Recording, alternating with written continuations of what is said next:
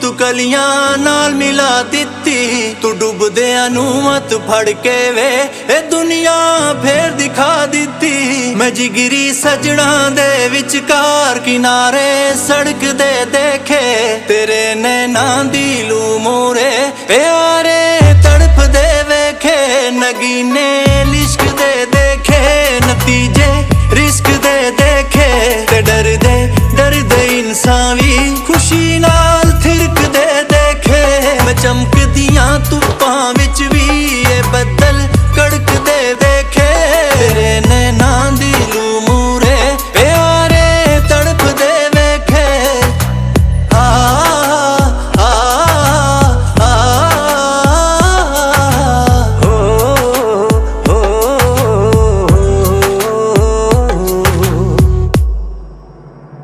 ਮਿੱਟੀ ਦੇ ਬੰਦੇ ਇੱਕ ਦਿਨ ਵੇ ਖੁਦਾ ਨੂੰ ਛੂ ਵੀ ਸਕਦੇ ਨੇ। ਮੇਰਾ ਅਹਿਸਾਸ ਹੈ ਪੂਰਾ ਕਰਿਸ਼ਮੇ ਹੋ ਵੀ ਸਕਦੇ ਨੇ। ਜੋ ਪੱਥਰ ਬਣ ਕੇ ਬੈਠੀਆਂ ਸੀ ਸੂਰਤਾਂ ਗਾਉਣ ਲੱਗੀਆਂ ਨੇ। ਮੈਂ ਪਹਿਲਾਂ ਸੁਣੀਆਂ ਨਹੀਂ ਸੀ ਜੋ ਹਿਦਾਇਤਾਂ ਆਉਣ ਲੱਗੀਆਂ ਨੇ।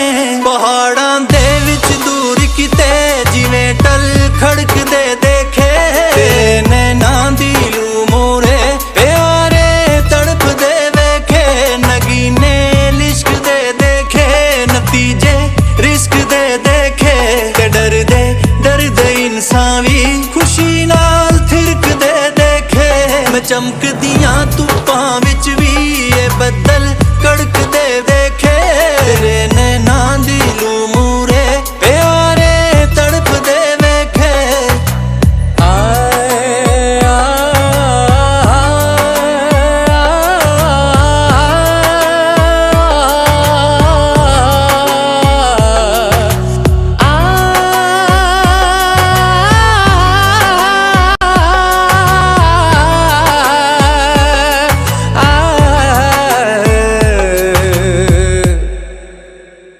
मरीज़ है जो कि खुद से अपने वालिदैन के बगैर ही चल के किसी और शहर से गाड़ी चला के तो आ गया है और आके कहता है कि लो जी मैं आ गया हूँ, मेरा अल्कोहलिज्म का मसला है, मैं समझ गया हूँ कि ये बहुत मेरी ज़िंदगी पे बुरा असर पड़ रहा है इसका, तो आप मुझे बस ठीक कर दे, चुटकी बजाते जल्दी जल्दी ठीक कर दे।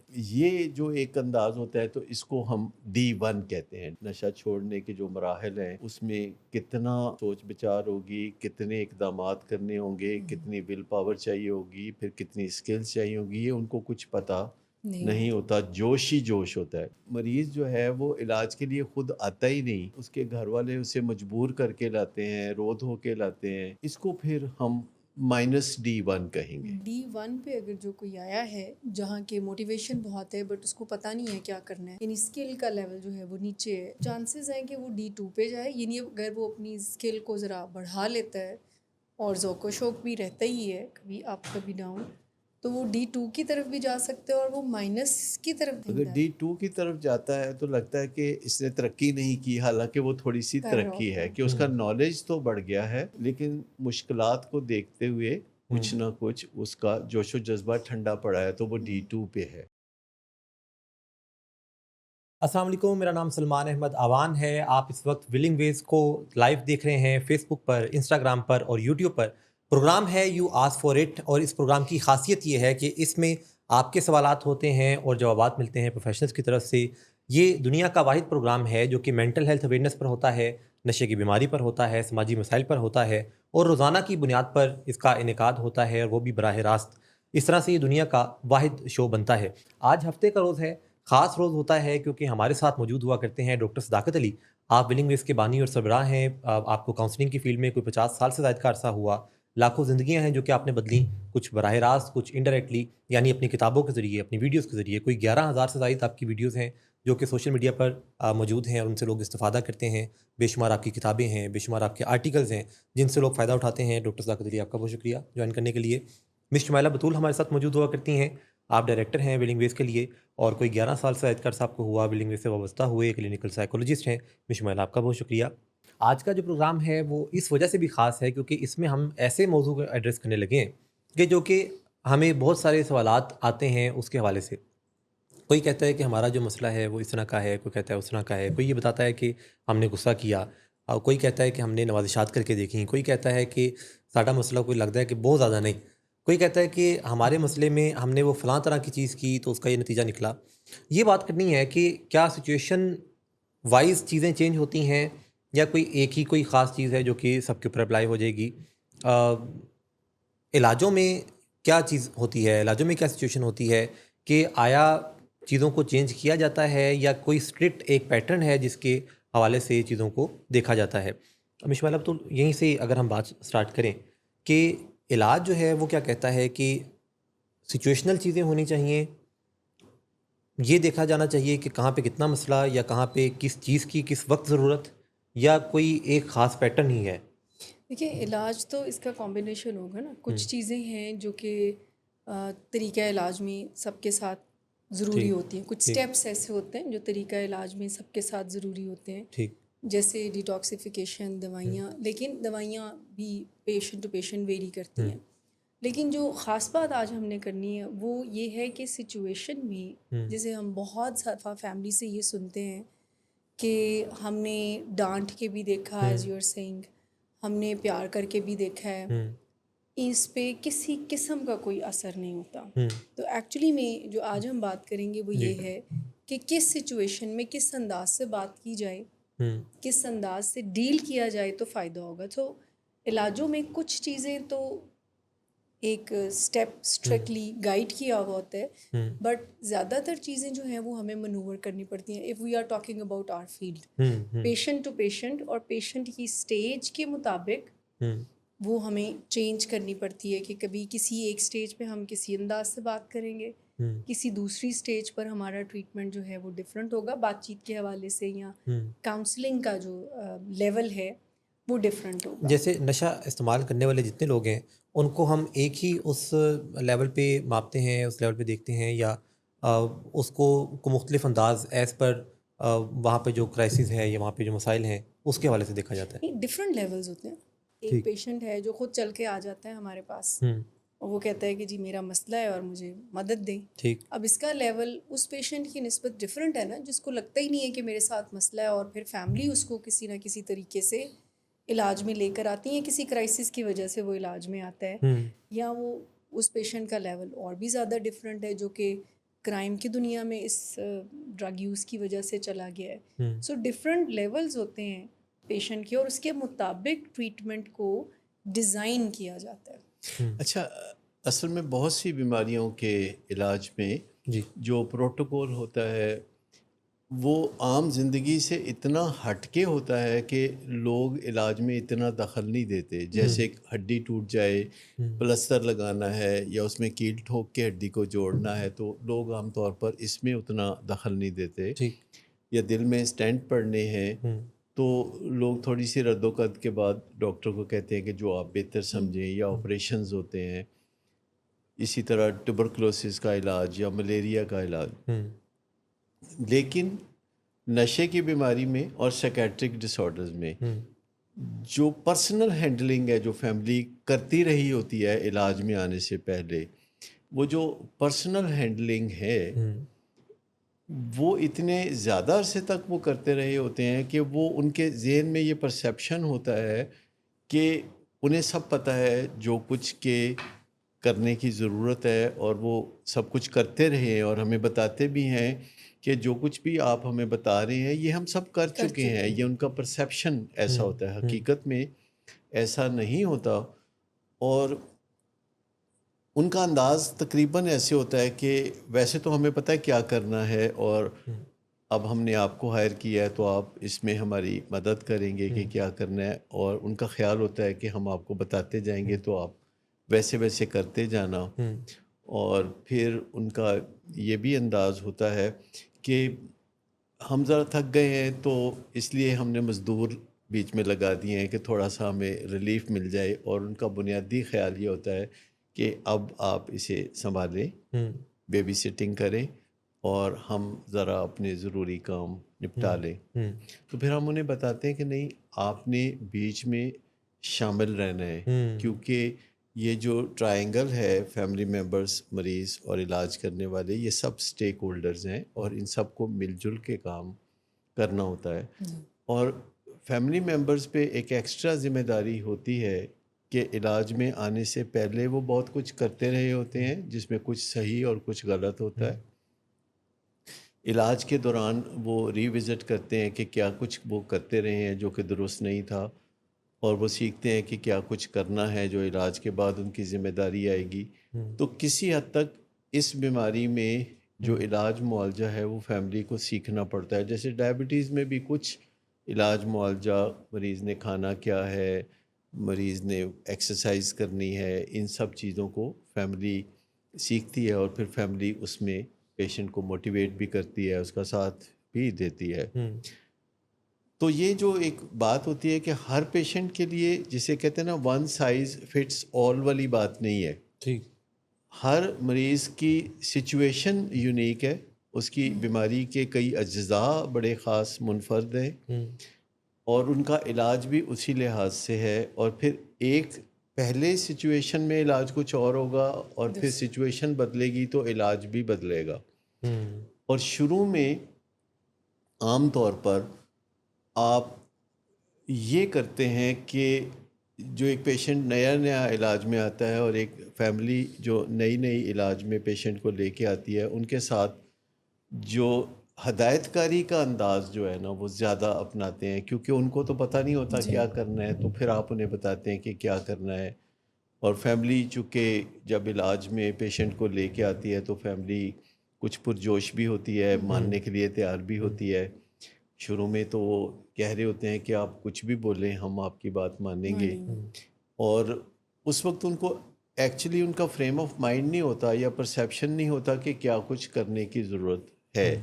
وہ سمجھتے ہیں کہ جو کچھ وہ پہلے کرتے رہے ہیں وہی کچھ آگے بھی کرنے کی ضرورت ہے، اور ان کو تو پتہ ہے کہ پہلے کیا کرتے رہے ہیں اور آگے بھی وہ وہی ایسا کر لیں گے.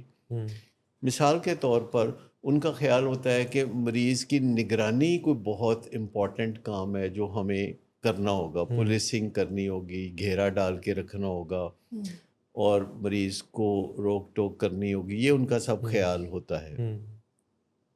اب اس میں بہت ساری ڈسٹارشن ہے کہ آپ 2 دن 4 دن مہینہ 15 دن کتنے دن کسی بندے کی نگرانی کر لیں گے، کیونکہ جو تمنا فیملی کے دل میں ہے کہ مریض نشہ چھوڑ کے اچھی زندگی گزارے، یہی تمنا اگلے مرحلے میں ہم نے مریض کے اندر پیدا کرنی ہوتی ہے، ایک جلتی ہوئی تمنا کہ وہ نشے کے بغیر ایک مزیدار زندگی گزار سکے. اور یہ چیزیں جو ہیں کچھ سکلز سکھانے سے آتی ہیں. اس میں خالی جوش و جذبہ نہیں چاہیے، طریقہ کار بھی چاہیے، فیملی کو بھی اور پیشنٹ کو بھی ایک طریقہ کار چاہیے. تو ہم احتیاطاً اپنے مریضوں کو کچھ ڈیولپمنٹل لیولز کے لحاظ سے ٹریٹ کر رہے ہوتے ہیں. پس پردہ مریض کا علاج چل رہا ہوتا ہے تو ایک بیس لائن ڈیولپمنٹل لیول ہوتا ہے. جو فرض کریں ایک مریض ہے جو کہ خود سے اپنے والدین کے بغیر ہی چل کے کسی اور شہر سے گاڑی چلا کے تو آ گیا ہے، اور آ کے کہتا ہے کہ لو جی میں آ گیا ہوں، میرا الکوہلزم کا مسئلہ ہے، اور میں سمجھ گیا ہوں کہ یہ بہت میری زندگی پہ برا اثر پڑ رہا ہے اس کا، تو آپ مجھے بس ٹھیک کر دیں، چٹکی بجاتے جلدی جلدی ٹھیک کر دیں. تو یہ جو ایک انداز ہوتا ہے تو اس کو ہم D1 کہتے ہیں. D1 کا مطلب ہے کہ جوش و جذبہ بہت زیادہ ہے، ذوق و شوق بہت زیادہ ہے، لیکن جو اصل معاملات ہیں جو کہ آگے پیش آنے والے ہیں، نشہ چھوڑنے کے جو مراحل ہیں، اس میں کتنا سوچ بچار ہوگی، کتنے اقدامات کرنے ہوں گے، کتنی ول پاور چاہیے ہوگی، پھر کتنی اسکلز چاہیے ہوگی، یہ ان کو کچھ پتہ نہیں ہوتا. جوش ہی جوش ہوتا ہے. جیسے صلاحیت کی کمی ہے کسی کمپنی میں جو نیا بندہ امپلائڈ ہوتا ہے تو وہ آتے ہی کہتا ہے میں تہلکہ مچا دوں گا، اس کو پتہ نہیں ہوتا تہلکہ مچانا کیسے ہے.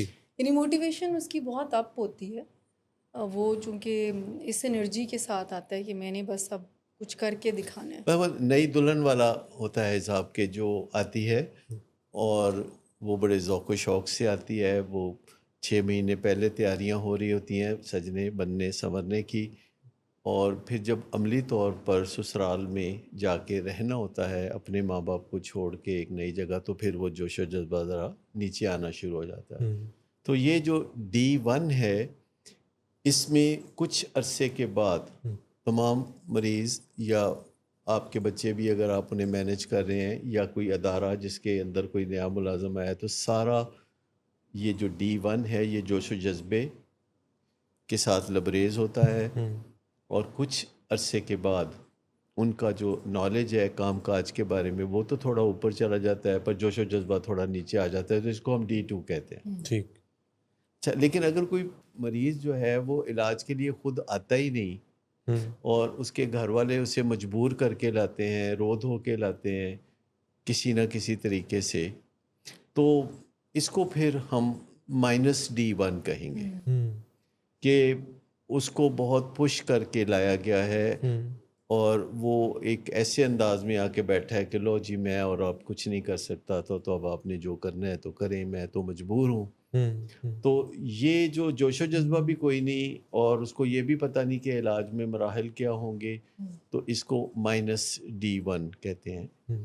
اگر کچھ نہ کچھ تھوڑا سا ارادہ ہو نشہ چھوڑنے کا تو پھر ہم ڈیولپمنٹل لیول 0 کہتے ہیں کہ نہ برا نہ اچھا، بس آ گیا۔ ٹھیک۔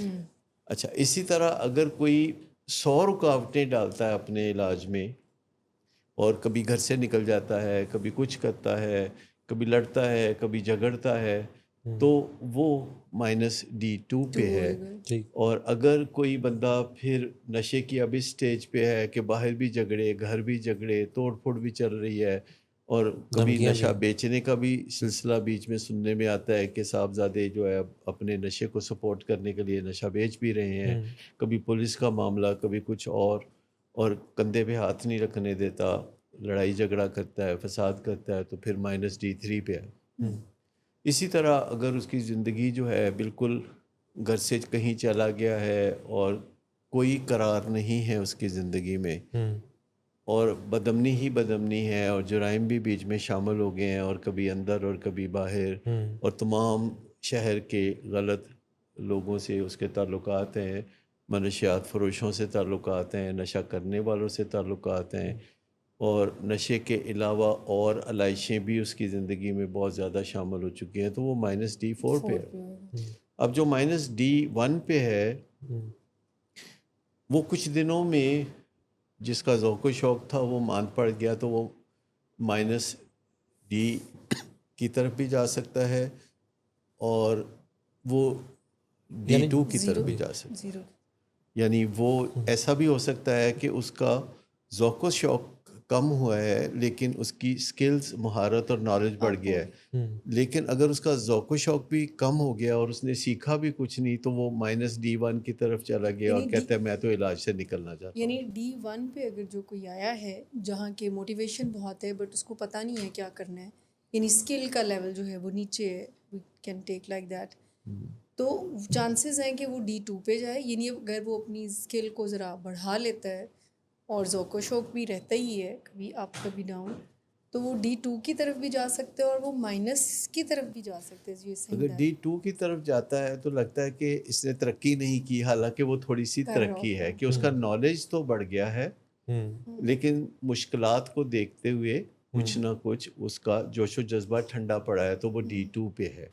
لیکن اگر اس کا نالج بھی کوئی نہیں بڑھا اور جوش و جذبہ اور ٹھنڈا ہو گیا ہے اور آگے سے وہ ریئیکٹ کر رہا ہے یا والدین کے اوپر کوئی الزام تراشی کر رہا ہے یا ایڈجسٹ ہونے کی کوششیں نہیں کر رہا، ڈسرپشن کوز کر رہا ہے، تو وہ جو -D1 یا -D2 کی طرف بھی جا سکتا ہے۔ لیکن یوزولی ریہیبلیٹیشن سینٹرز میں جب لوگ آتے ہیں تو وہ جس لیول پہ ہوتے ہیں، جیسے اگر وہ D1 پہ ہیں تو پھر وہ D2 پہ چلے جاتے ہیں اور پھر وہ D3 پہ چلے جاتے ہیں، جہاں ان کا جوش و جذبہ پھر نئے سرے سے پیدا ہونا شروع ہو جاتا ہے اور نالج بھی اور بڑھتا چلا جاتا ہے۔ اس کو ہم کہتے ہیں کردار سازی، کیونکہ ریہیبلیٹیشن پروگرام میں آپ کردار سازی پہ توجہ دیتے ہیں لیکن شروع میں آپ ہدایت کاری پہ توجہ دیتے ہیں۔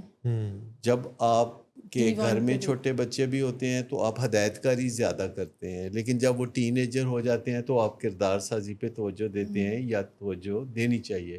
اسی طرح اداروں میں جو لوگ ملازمت کے لیے آتے ہیں تو شروع میں آپ انہیں ہدایات زیادہ دیتے ہیں اور ہدایات کی وجوہات کم بتاتے ہیں.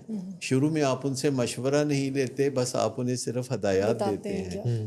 تو مثال کے طور پر اگر فرض کریں میرے دفتر کے باہر کوئی بہت ہی ناگوار سا شور ہے اور میرے پاس میرے کچھ ساتھی بیٹھے ہوئے ہیں، ان میں سے ایک D1 پہ ہے جی اور میں اس کی ذمہ داری لگانا چاہتا ہوں جی کہ یہ باہر جو شور ہو رہا ہے اس کو اس نے جا کے ٹھیک کرنا ہے معاملے کو، تو مجھے مکمل ہدایات دینی پڑیں گی کہ یہ باہر جو شور ہے آپ ان لوگوں کو لے کے نیچے جائیں اور جا کے مس جہاں کے سپرد کریں اور انہیں کہیں کہ ان کا جو مسئلہ ہے جس کی وجہ سے یہ شور کر رہے تھے اس مسئلے کو وہ حل کریں اور آپ پھر واپس مجھے آ کے بتائیں کہ اس کا نتیجہ کیا نکلا. تو یہ D1 پہ ہے وہ ورکر جی جس کو میں نے اس طریقے سے ہدایت دے دی.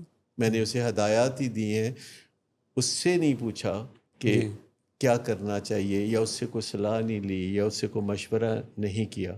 اب اگر وہ D2 پہ ہے کوئی ورکر جو میرے پاس بیٹھا ہوا ہے تو میں اسے کہتا ہوں کہ باہر ذرا ناخوشگوار سا شور ہے، جا کے دیکھیں کہ اس کی کیا وجہ ہے اور پھر آپ فلاں کے تعاون سے اس مسئلے کو جو ہے یہاں سے شور کو کہیں دور لے جائیں اور ڈسکس کریں اور پھر واپس آ کے تو مجھے بتائیں کہ اس کا کیا نتیجہ نکلا. تو یہ جو میں نے بات کی تو یہ وہ D2 پہ بندہ ہے جس کو ذرا تھوڑا سا زیادہ مجھے موٹیویٹ کرنا پڑا ہے کیونکہ اس کی موٹیویشن کم ہے. تو جس کی موٹیویشن کم ہو تو اس کو زیادہ دفعہ کہنا پڑتا ہے. جیسے گھروں میں ایک بچہ ہے جو بازار میں ہر وقت جا کے چیزیں خرید کے لے آتا ہے ماں کے کہنے پہ، تو وہ D1 پہ ہے. لیکن وہی بچہ کچھ دن کے بعد جب یہ کہنا شروع کرتا ہے کہ سارا کام مجھے ہی کہتے ہیں، دوسرے بھائی بہن بھی تو ہیں، وہ کہتے ہیں اچھا چلو چلے جاؤ، یہ کر کے آ جاؤ، دوبارہ کہہ دینا، تیسری دفعہ کہہ دینا، اور وہ پھر چلا جاتا ہے. لیکن میں اب کسی اپنے ورکر کو یہ کہنا چاہتا ہوں جو D3 پہ ہے، تو میں اسے کہتا ہوں کہ یہ جو ہے باہر جو ناگوار سا شور ہے یہ جا کے تو آپ اس معاملے کو دیکھیں اور اگر آپ کو میرے مشورے کی ضرورت ہو تو پھر آپ مجھ سے دوبارہ رابطہ کر سکتے ہیں، نہیں تو اس شور کو آپ نپٹا دیں. اور D4 پہ جو ہے اس کو میں یہ کہوں گا کہ باہر کوئی ناگوار سا شور ہو رہا ہے تو ذرا آپ جا کے دیکھ لیں. یا سر اس کو شاید کہنے کی بھی ضرورت نہیں ہوئی اگر وہ آپ کے ساتھ ہے تو D4 والا خود ہی جا کر اس بات کا بھی کبھی امکان ہے کہ وہ خود ہی چلا جائے.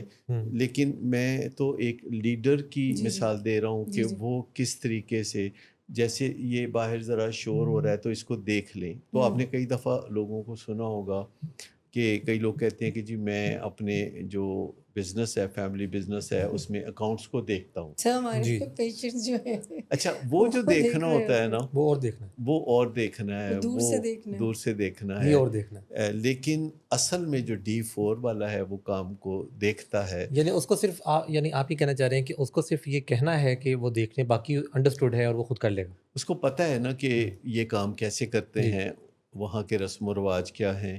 تو جب انہیں پتہ ہے تو وہ بات کسی کو بتانے کی ضرورت نہیں کہ وہ کیسے کریں.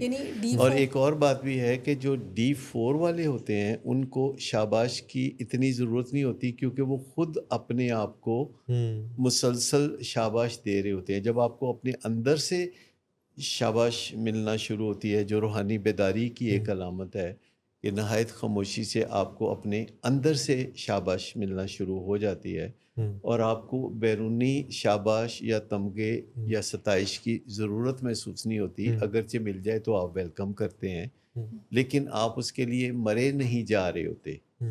تو یہ D4 جو ہے یہ روحانی بیداری کا بھی ایک معاملہ ہے کہ جب آپ اس چیز کو انجوائے کرنا شروع کر دیتے ہیں جو کہ عام لوگ سمجھ نہیں پاتے کہ اس کو انجوائے کیسے کیا جا سکتا ہے. سب لوگ کہتے ہیں کہ اگر کام ہے جس کا آپ کو معاوضہ ملتا ہے تو پھر آپ اسے انجوائے کیسے کر سکتے ہیں. سر خاص کر کے ہمارے کام کے بارے میں لوگ بہت یہ آئیڈیا ان کا ہوتا ہے کہ ہم تو بہت دکھی ہو کے گھر جاتے ہوں گے کیونکہ سارا دن ہم لوگوں کی تکلیفوں کو سنتے ہیں تو اس کا امپیکٹ جو ہے وہ ہم پہ بہت زیادہ ہوتا ہوگا. اور گھر جا کر اکثر کلائنٹس یہ پوچھتے ہیں کہ آپ کا تو بات کرنے کو بھی دل نہیں چاہتا ہوگا اور اس طرح سے.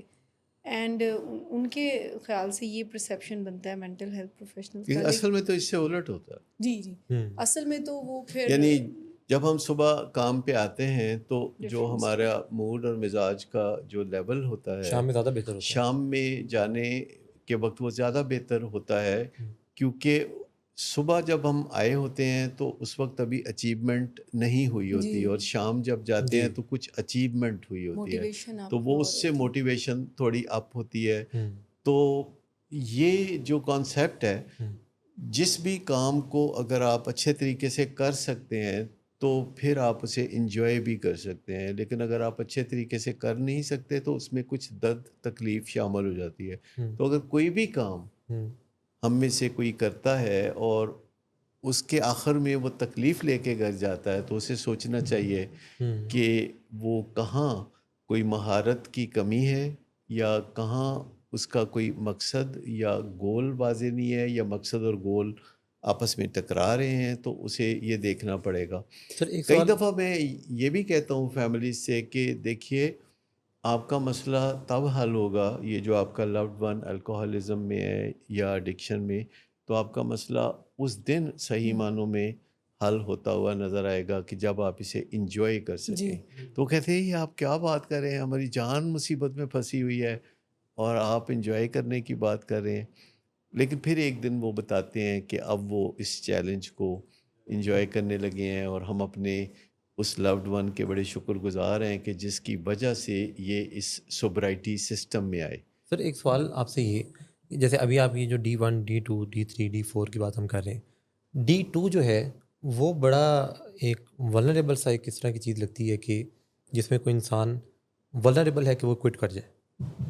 یعنی جب اس نے جس چاؤ کے ساتھ کوئی چیز شروع کی، اب وہ موٹیویشن کم ہے، اسکل تو اس کی تھوڑی بڑی ہے، لیکن وہ اسکل اس کو کتنا موٹیویٹ کرے گی، یا وہ اسکل کو وہ کتنا دیکھے گا کہ یہ ایک چیز میں نے حاصل کی ہے.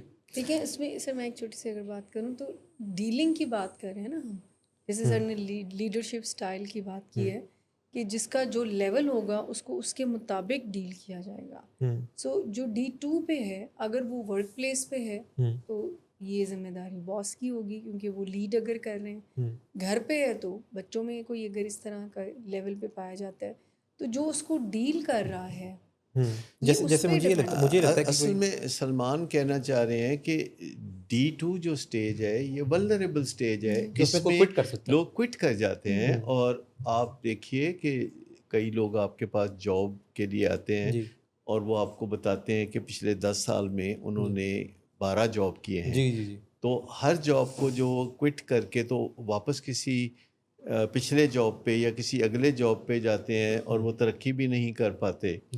تو اس کی وجہ یہ ہوتی ہے کہ وہ جب بھی نئے سرے سے جاب کوئی شروع کرتے ہیں تو وہ D1 پہ ہوتے ہیں. ایسے ہی ہے. پھر وہ D2 پہ آتے ہیں اور کوئی ان کو D2 کے جو گڑھے میں سے وہ نکالتا نہیں ہے، تو وہ جاب چھوڑ کے چلے جاتے ہیں اور واپس کسی نئی جگہ پہ جاب کرتے ہیں نئی امیدوں کے ساتھ.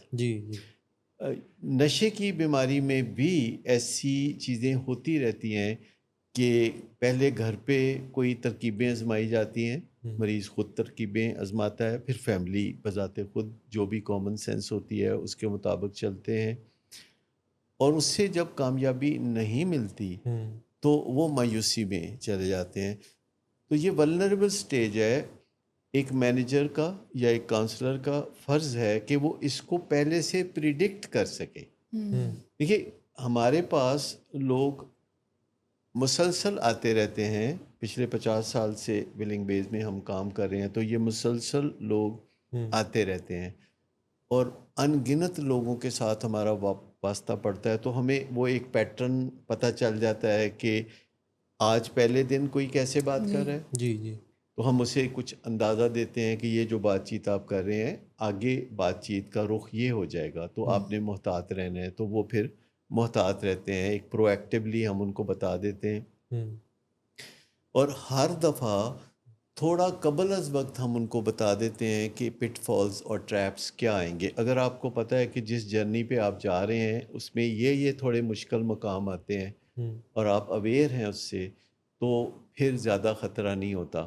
لیکن اگر کسی کی سوچ ایسی ہے کہ انہیں پتہ ہی نہیں کہ نشے کی بیماری کیا ہوتی ہے اور نشے کی بیماری کا علاج کیا ہوتا ہے، اور وہ کچھ اور گمان لے کے آئے ہیں اور آپ کے انداز ایسے ہیں کہ آپ ان کے گمان پہ پورے نہیں اترے. وہ پچھلے دنوں کیا تھا، ایک وہ پیشنٹ جو الکوہلزم کا شکار تھا اور اس کی فیملی آئی جو کہ ایک ڈرپ لگوا کے تو اس کو ٹھیک کر دینا چاہتے سر تھے. نے کہا تھا فٹافٹ کر لیں جو بھی آپ نے علاج کا پروسیجر شروع کرنا ہے.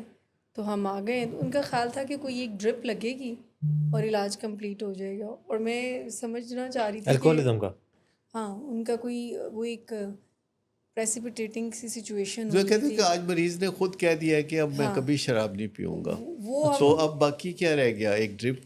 یعنی آدھا پونا گھنٹے کا کام ہے، کر لیں. نہیں وہ ہمیں یہ کہہ رہے تھے کہ موٹیویشن اس کی نہ چلی جائے. ہم چاہ رہے تھے کہ ہم ان سے بات کریں اور پہلے ان کو پروسیجر سمجھا دیں. تو وہ کہہ رہے تھے وہ ہم یہیں پہ ہیں، ہم سے بات بعد میں کیجیے گا، آپ ٹریٹمنٹ اس سے پہلے کہ موٹیویشن جائے تو کم چک کے رکھو، شروع کریں اور اچھا، ڈرپ لگائیں، ٹیکے جو لگائیں. اہم نقطہ آپ نے فرمایا وہ یہ ہے کہ جو ولنریبل سٹیج ہے، جو D2 کی ولنریبلٹی اپنے عروج پہ ہوتی ہے جب کوئی بندہ D2 پہ ہوتا ہے، اور وہ ولنریبلٹی کچھ کم ہوتی ہے پر موجود ہوتی ہے جب وہ D3 پہ ہوتا ہے، اور وہ ولنریبلٹی ختم ہو جاتی ہے جب وہ D4 پہ ہوتا ہے. اچھا، اب یہ سٹیجز کو ایسی نہیں ہے کہ کسی نے پہلے میٹرک کیا، پھر FA کیا، پھر BA، پھر MA کر لیا.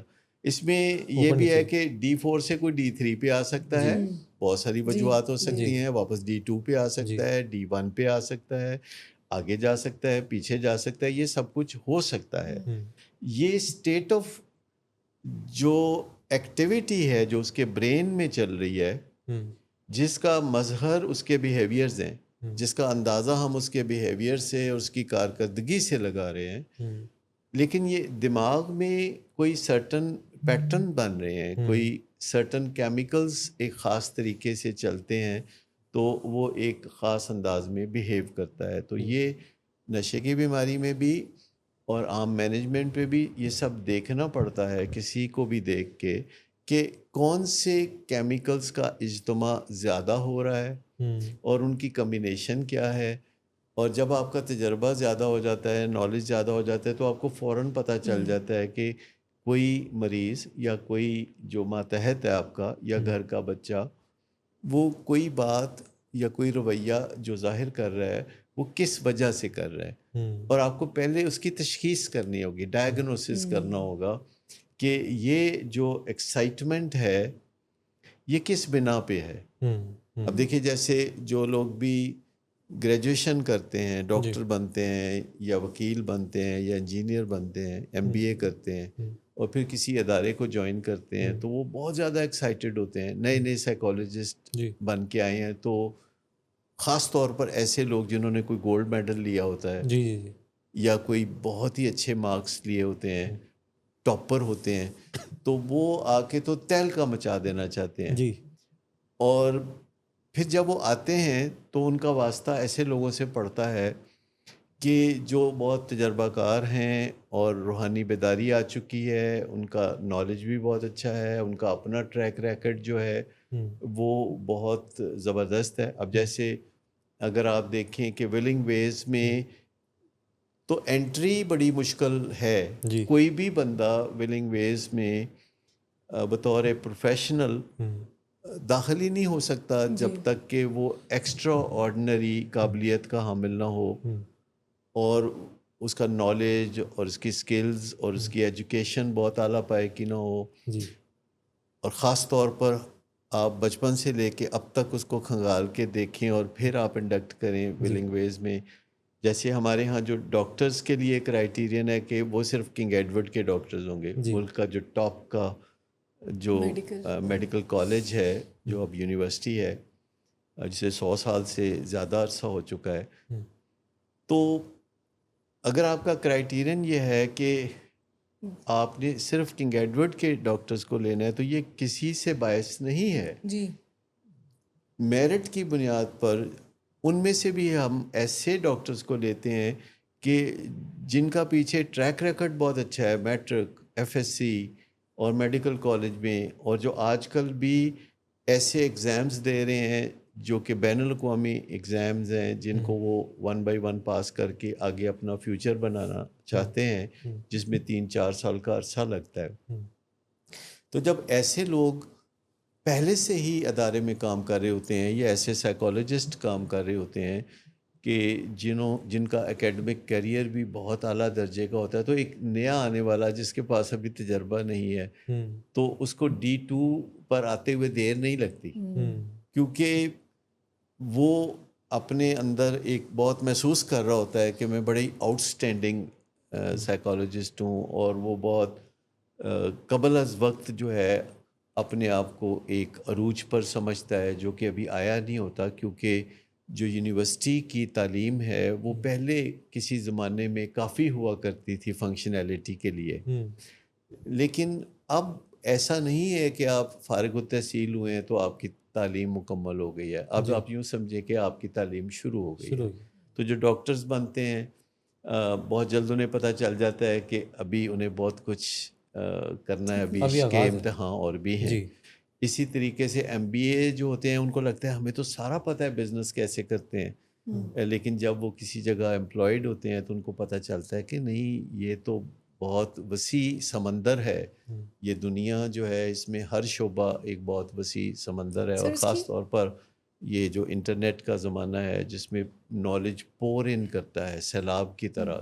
جی سر، میں یہ کہہ رہی تھی کہ جیسے جو بھی ہم پڑھتے ہیں، جیسے سائیکالوجی کی میں اگر بات کروں تو جو بھی ہم ڈگری کے دوران پڑھتے ہیں نا، اس کی جو مینیفیسٹیشن ہے نا وہ پریکٹس کے بعد ہی سمجھ آتی ہے. یعنی جب آپ کلینکل میں آتے ہیں سائٹ پہ، اگر آپ کلینکل سائیکالوجی کی بات ہم کر رہے ہیں، تو جو سمٹمز ہم نے بکس میں پڑھے ہوتے ہیں نا کہ ڈپریشن کے، بائی پولر کے، ایڈکشن کے، یہ سمٹمز ہیں، تو ہو سکتا ہے کہ جو ہمارے سوسائٹی یا کلچر یعنی پاکستان کا جو پیشنٹ ہے اس کی مینیفیسٹیشن ویسی نہیں ہے جو کتاب میں لکھی ہوئی. یعنی جیسے کوگنیٹیو ڈسٹورشن یا کوگنیٹیو ڈس فنکشننگ ہے تو اس کی، یا ڈپریشن کی مینیفیسٹیشن میں اگر پیشنٹ آ کے کہہ رہا ہے کہ کانوں سے سائیں سائیں کی آواز آتی ہے تو یہ کسی کتاب کا سمٹم تو نہیں ہے. تو آپ جب پریکٹس کرتے ہیں تو ہی ایکچولی میں آپ کو سمجھ آتی ہے، اور پھر وہاں سے آپ کی ڈیولپمنٹ شروع ہوتی ہے اس نالج کو اچھے اور خاص انداز میں ڈھالنا اور اس سے فائدہ دینا کسی کو. کہ یونیورسٹی ایجوکیشن جو ہوتی ہے وہ آپ کو بٹس اینڈ پیسز میں علم دیتی ہے کسی چیز کا، یعنی اس کو کیسے ملا جلا کے استعمال کرنا ہے وہ نہیں بتاتی، وہ بعد میں آپ سیکھتے ہیں، جیسے ڈاکٹرز ہاؤس جاب میں سیکھتے ہیں. جیسے ڈرائیونگ ہے تو شروع میں آپ کو کوئی لیسن دیتا ہے کہ دیکھیں یہ اس طرح گیئر لگاتے ہیں، یا اس طریقے سے یہ ایکسیلیٹر ہوتا ہے، یہ بریکس ہوتی ہیں، اور آپ سارے فنکشن گاڑی کے سمجھ لیتے ہیں، لیکن ان کو کوآرڈینیشن کے ساتھ کیسے فنکشنز کو آپ نے بروئے کار لانا ہے، یہ پھر وقت آپ کو بتاتا ہے کہ آپ ایک آٹومیٹک طریقے سے یہ سب کرنے لگتے ہیں. جیسے ٹائپنگ ہے تو شروع میں تو آپ بڑا دیکھ دیکھ کے تو ٹائپ کرتے ہیں، تو پھر آہستہ آہستہ آپ کا ہاتھ چلنا شروع ہو جاتا ہے.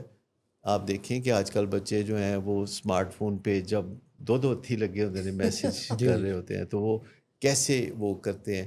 اسی طریقے سے یہ بہت جھنجھٹ لگتا ہے کہ اچھا جی پہلے آپ کسی ماتحت کو یا بچے کو یا اپنے جو کاؤنسلی ہے یا مریض ہے یا کلائنٹ ہے اس کی آپ پہلے ڈیولپمنٹل لیول کو دیکھیں گے تو اس میں کوئی آدھا گھنٹہ لگے گا.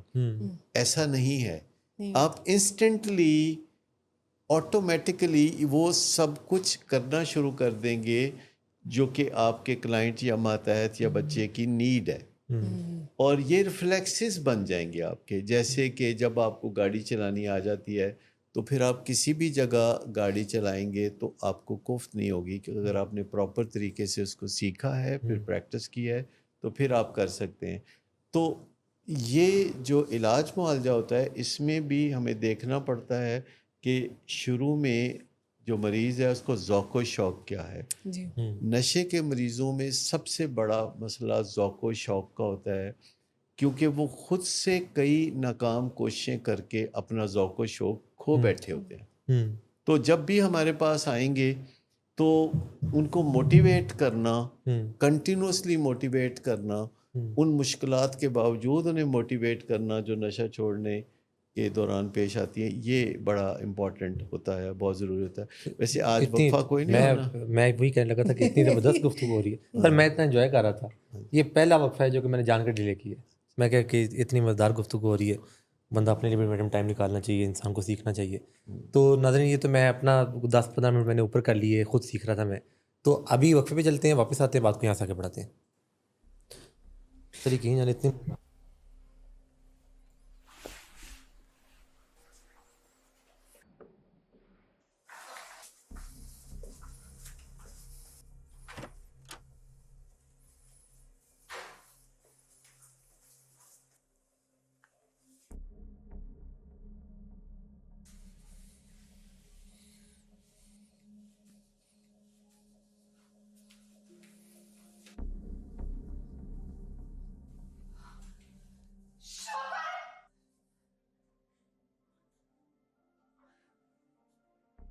شراب نوشی کی وجہ کردار کی خرابی نہیں، موڈ کی خرابی ہے. شراب نوشی کبھی بھی نشے کی بیماری میں بدل سکتی ہے. نشے کی بیماری ہر سٹیج پر قابل علاج ہے. مدد حاصل کیجیے کیونکہ وہ ایسا نہیں کرے گا. ولنگ ویز سے مدد حاصل کیجیے، کہیں سے بھی مدد حاصل کیجیے، لیکن فوری مدد حاصل کیجیے. جس معجزے کے انتظار میں آپ نے بہت دیر کر دی، اب وہ دستک دے رہا ہے. مدد حاصل کیجیے، مدد حاصل کیجیے، مدد حاصل کیجیے. بریک سے آگے ہم واپس بات ہو رہی تھی ڈیولپمنٹل لیولز پہ. سر یہ تو سمجھ آتا ہے کہ کوئی انسان آگے کہتا ہے کہ جی یہ میرا مسئلہ ہے، اس مسئلے کا مجھے علاج چاہیے اور حل چاہیے، اور اس کو آپ بتا سکتے ہیں کہ اچھا یہ جو آپ نشہ چھوڑنا چاہتے ہیں تو اس کا سلسلہ یہ ہے. لیکن یہ جو مائنس کی جو سٹیجز ہیں، -D1 -D2 D3، اس میں تو کوئی انسان ہے ہی نہیں کسی اس لیول کے اوپر کہ وہ مسئلے کو مسئلہ سمجھے. تو وہاں پہ پھر علاج کی ڈائریکشن کیا ہوتی ہے؟ یعنی وہاں پہ کس طرح سے کوئی علاج کیا جائے کہ کوئی انسان پہلے تو یہ کہ مسئلہ سمجھے، پھر یہ کہ اس کا حل اس کو ملے. دیکھیں اس میں دو پہلو ہیں.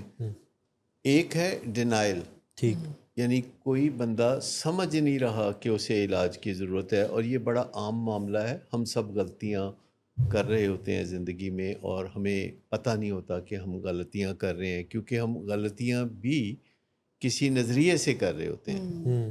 مطلب وہ پہلے سے طے شدہ ایک ہماری تعلیم و تربیت ہوتی ہے جس کے مطابق ہم وہ غلطیاں کر رہے ہوتے ہیں. ہماری ویلیوز ہو رہی ہوتی ہیں جن کی وجہ سے ہم کوئی غلطیاں کر رہے ہوتے ہیں، تو ہم ان غلطیوں کو غلطیاں نہیں سمجھ رہے ہوتے، اور کئی دفعہ تو ہم ان غلطیوں پہ بہت غرور کرتے ہیں کہ یہ ہماری کوئی خوبیاں ہیں. یعنی جو چیزیں ہمیں مسلسل تباہ کر رہی ہوتی ہیں ان کو ہم تباہ کن چیزیں نہیں سمجھ رہے ہوتے. بہت سارے سیلف سیبوٹیجنگ بیہیویئر ہیں. بعض اوقات قسمت کی دیوی ہم پر مہربان ہو جاتی ہے اور ہمارے حالات اچھے ہو جاتے ہیں، تو ہمیں وہ برداشت نہیں ہوتے اور ہم اپنے اچھے حالات کو خراب کرنے پہ تل جاتے ہیں، جسے اپنے پاؤں پہ کلہاڑی مارنا کہیں گے. یہ آپ یوں سمجھ لیں کہ اگر جیسے کسی کے اچھے حالات برے ہو جائیں تو اس کو کتنی مشکلات پیش آتی ہیں، اسی طرح جس کے برے حالات اچھے ہو جائیں تو وہ بھی کسی الجھن میں پھنس جاتا ہے. جی، اسے سمجھ نہیں آتا، کیونکہ جو فیملیرٹی ہے انسان کے دماغ میں، فیملیرٹی کو بہت اہمیت حاصل ہے کہ جو چیز فیملیئر ہے ہم اس کے ساتھ رہنا چاہیں گے. ضروری نہیں کہ جو چیز بہت اچھی ہے ہم اس کی طرف جانا چاہیں. تو یہ تھوڑا سا دیکھنا پڑے گا، جسے ہم کہتے ہیں کہ سیلف سیبوٹیجنگ بیہیویئر ہمارے انسانوں کی زندگی میں چل رہا ہوتا ہے، اور جو ڈینائل ہے یہ لاشعوری طور پر ہمیں سدھار کی طرف یا سنورنے کی طرف آنے نہیں دیتا. یعنی آپ یہ کہنا چاہ رہے ہیں کہ کوئی انسان ڈسکمفرٹ میں نہیں جانا چاہتا، چاہے وہ وہاں سے اس کو جتنا مرضی فیض ملے. ڈینائل میں کمفرٹ لیول تو ہوتا ہے نا، ہوتا ہے جب آپ کو پتہ ہی نہیں کہ آپ کا نقصان ہو رہا ہے، ریالٹی کیا ہے. تو جیسے روم جل رہا ہو لیکن نیرو بیٹھا بانسری بجا رہا ہو، تو اس کا مطلب یہ ہے کہ اس کو نہیں پتا کہ روم جل رہا ہے. لیکن ایک چیز ڈیلیوژن ہے. ٹھیک. اب ڈیلیوژن ایک ایسی چیز ہے جو کہ ریالٹی سے ہٹ کے ہے، جس کی حقیقت کچھ نہیں ہے، لیکن ایک بندہ اسے حقیقت سمجھ رہا ہے، اور اس ڈیلیوژن کے تحت وہ ایسی غلطیاں کر رہا ہے جس سے اس کے لیے بھی اور دوسروں کے لیے بھی مسائل پیدا ہو رہے ہیں. ٹھیک. اب ایسا بندہ جو ہے جو ڈینائل میں ہے یا ڈیلیوژن میں ہے یا دونوں میں مبتلا ہے، تو پھر اگر آپ ایسے بندے کی کچھ بہتری کرنا چاہتے ہیں تو یہ آپ کو پہلے تعین کرنا پڑے گا کہ اس کا جو ڈیولپمنٹل لیول ہے وہ -D2 یا -D3 کی طرف، یا ہو سکتا ہے کہ -D4 کی طرف ہو. تو پھر اس کے چاہنے والے یا اس کے قریبی عزیز و اقارب جو درد دل رکھتے ہیں وہ باہم مل جل کے طے کرتے ہیں کہ ان تک مدد فراہم کرنی ہے. اور اگر وہ ڈینائل میں ہے تو پھر یہ انٹرونشن کا میتھڈ ہوتا ہے جسے فیملی انٹرونشن کہتے ہیں. اور اگر ڈینائل کے ساتھ ڈیلیوژن بھی ہے تو پھر فیملی انٹرونشن نہیں کر سکتے، پھر آپ کو کرائسس انٹرونشن کرنا پڑے گا کہ کسی کی مرضی کے خلاف خود اس کے مفاد میں اور گھرانے کے مفاد میں اور سوسائٹی کے مفاد میں پھر آپ اسے ریکوری کی طرف یا علاج کی طرف لے جائیں گے، اور اس کی مرضی کا کوئی سوال پیدا نہیں ہوتا. جیسے اگر کوئی نشے کا مریض ہے اور وہ اپنے گھر کے لیے بھی بہت زیادہ تباہ کن رویوں کا مظاہرہ کر رہا ہے، توڑ پھوڑ کر رہا ہے، روپیہ پیسہ ضائع کر رہا ہے، کوئی جرائم میں بھی حصہ لے لیتا ہے اور دوسرے لوگوں کو بھی نشہ لگا رہا ہے، جس کا ظاہر ہے کہ سوسائٹی کو اوور آل بڑا نقصان پہنچتا ہے، تو ایسے مریض کے لیے پھر ایک سسٹمیٹک طریقے سے جو مہذب سوسائٹیز ہوتی ہیں وہ علاج کا بیڑا اٹھاتے ہیں، اور پھر اس کا جو علاج ہے اس کی مرضی کے خلاف کرائسس انٹرونشن سے شروع ہوتا ہے. لیکن جب وہ ڈینائل سے نکل آتا ہے اور ڈیلیوژن سے نکل آتا ہے، ذہنی صحت بحال ہوتی ہے، تو پھر آپ خالی ہدایت کاری نہیں کریں گے، خالی اس کے مرضی کے خلاف اقدامات نہیں کریں گے، پھر آپ اس سے صلاح مشورہ کر کے اور اس کے ساتھ کردار سازی کے عمل کو آگے بڑھائیں گے، اور آہستہ آہستہ جو اس کے اختیارات ہیں جو آپ نے اس سے لے لیے تھے وہ آہستہ آہستہ واپس کرنا شروع کریں گے. تو بدلتی ہوئی صورتحال کے مطابق آپ اپنا ہدایت کاری کا انداز اور حوصلہ افزائی کا انداز بدلتے رہیں گے. کبھی آپ ہدایت کاری زیادہ کریں گے، کبھی حوصلہ افزائی زیادہ کریں گے، اور ان کی کمبینیشن سے رہنمائی کے جو طریقے ہیں وہ اپنائیں گے، اور آپ دیکھیں گے کہ کس چیز کی کس سچویشن میں ضرورت ہے. یعنی کنٹینٹ بھی چینج ہوتا ہے. جیسے علاج میں کوئی انڈور ٹریٹمنٹ کے لیے آتا ہے تو اس کو آپ اگر کریونگ کے اوپر بتا رہے ہیں کہ کریونگ سے کس طرح سے بچنا ہے، اور اگر اس کا اپنا ہی وہ یہ ہے کہ نشہ تو میں چھڑنا ہی نہیں، تو پھر یہ بھی ڈیسائیڈ آپ کریں گے. اس سے پہلے تو اس کی موٹیویشن کریٹ کی جائے گی نا، جس کے لیے ہم لیکن اس کے لیے تو ڈیزیز کانسیپٹ کا اس کو پتہ ہی نہیں.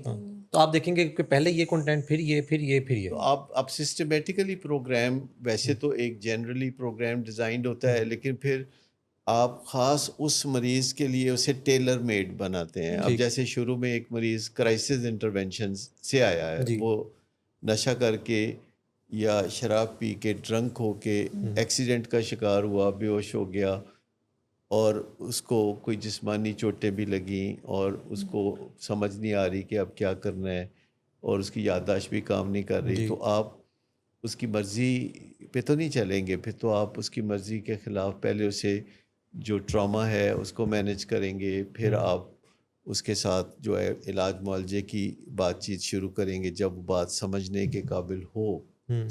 پھر جب وہ بات چیت کو سمجھنے لگتا ہے تو پھر آہستہ آہستہ آپ اسے صلاح مشورے کے انداز میں شامل کر لیتے ہیں اس پروجیکٹ میں. اب جیسے ہمارے ہاں پیشنٹس آتے ہیں جو بعض اوقات کرائسس انٹرونشن کے ذریعے آتے ہیں کہ ان کی مرضی نہیں ہوتی، لیکن ان کے حالات ایسے ہوتے ہیں، وہ سائیکوسس میں ہوتے ہیں یا ذہنی صحت ان کی بڑی خراب ہوتی ہے، جس سے کہ خود ان کو اور دوسروں کو شدید خطرات لاحق ہوتے ہیں، وہ پیرانوائڈ ہوتے ہیں، تو ان کا علاج شروع ہوتا ہے.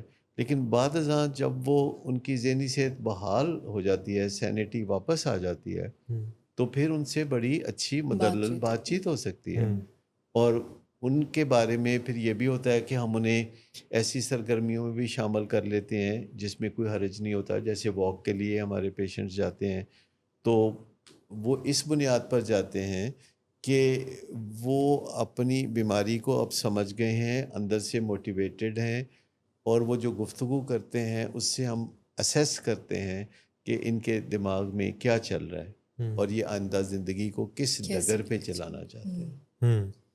اور اس طرح سے یہ چیز جو ہے وہ ہوتی ہے. اچھا, اب اس میں اس چیز کا کتنا رول ہے؟ جیسے میں نے آپ سے یہ سیکھا کہ کوئی انسان, جیسے یہ ڈیلیوژنل آپ کنٹینٹ کی بات کر رہے تھے, اس میں کاؤنسلنگ جو ہے وہ پھر آپ کس انداز سے کرتے ہیں؟ جیسے کہ تاکہ اس کی تائید بھی نہ ہو, اس کا وہ کوئی انسان آپ کو یہ کہتا ہے, ایسا کنٹینٹ دیتا ہے جو کہ ریئلٹی کے اوپر مبنی نہیں ہے, تو وہاں پہ اکثر میں نے یہ دیکھا یا سمجھا کہ کسی کاؤنسلر کی طرف سے کوئی ایسی بات آ جاتی ہے جس کو وہ ریفرنس کے طور پہ یوز کر لیتا ہے کہ میں نے ان سے بھی یہ بات کی تھی تو وہ بھی مان گئے.